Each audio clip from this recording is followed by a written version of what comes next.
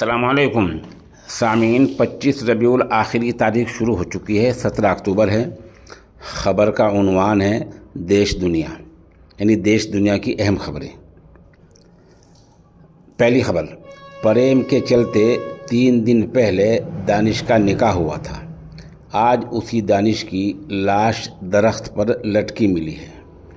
اطلاع کے مطابق اتر پردیش کے ضلع مراد آباد کے گاؤں لالا پور پیپل سانہ کا 26 سالہ دانش سعودی عرب میں پلمبر کا کام کرتا تھا۔ وہ کچھ دن پہلے گھر آیا تھا۔ اسی دوران 13 اکتوبر کو لڑکی دانش کے گھر پہنچ گئی، وہاں ہنگامہ کیا، نکاح کرنے کے لیے دھرنا دیا۔ کہا جاتا ہے کہ دانش کے کسی ڈاکٹر دوست نے اپنے گھر لے جا کر دونوں کا نکاح کر دیا۔ دانش کی ماں رئیسہ کا کہنا یہ ہے کہ آج جمعے کے دن صبح 8 بجے لڑکے گھر والے ہمارے گھر آئے تھے، گالی گلوچ مار پیٹ شروع کی تو دانش اس حال کو دیکھ کر گھر سے نکل گیا۔ بعد میں وہ نہیں آیا۔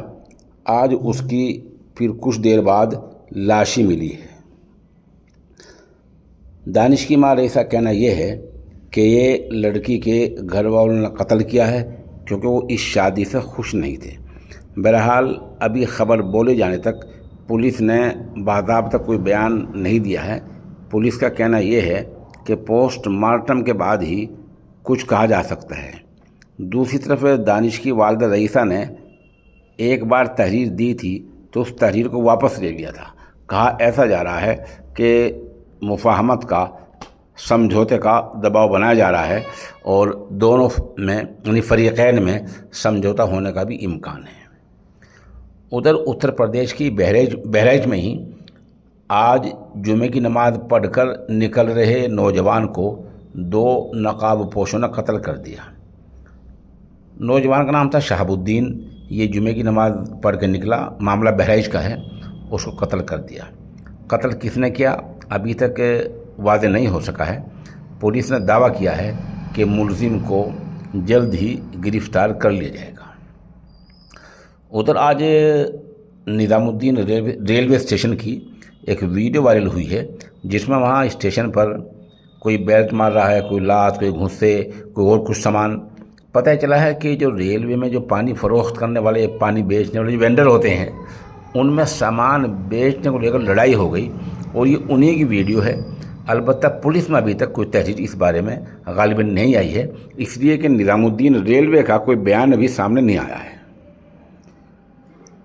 ادھر عالمی ادارہ خوراک کا کہنا یہ ہے کہ جنگ بندی سے اب تک ہر دن غزہ میں 560 ٹن خوراک کی پہنچ رہی ہے۔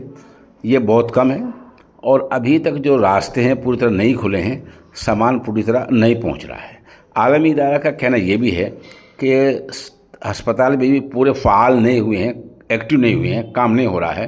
اور عالمی ادارے کا کہنا یہ بھی ہے کہ 2 سال میں حالات بہت زیادہ بگڑے ہیں۔ بچوں کو ویکسین نہیں ملی ہے تو بچوں کی حالت زیادہ بگڑ رہی ہے۔